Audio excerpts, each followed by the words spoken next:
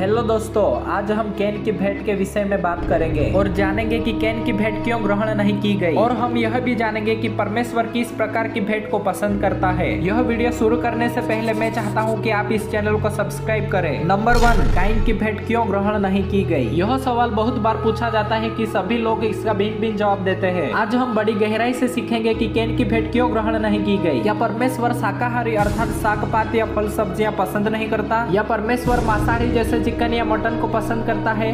नहीं, ऐसी बात नहीं है। वो कहता है यदि मैं भूखा होता तो तुझसे नहीं कहता या तुझसे नहीं मांगता। जंगल के सारे जानवर मेरे ही है, वह सभी चीजें परमेश्वर ने ही बनाई है। ये पृथ्वी और जो कुछ उसमें है वो सब कुछ परमेश्वर का ही है। हम उसकी चीजें उसी को देकर खुश नहीं कर सकते हैं। तो फिर क्या मतलब है? फिर परमेश्वर ने एक की भेंट को ग्रहण किया और दूसरे का मतलब कैन की भेंट को क्यों ग्रहण नहीं किया? इसका उत्तर प्रश्न में ही छिपा है।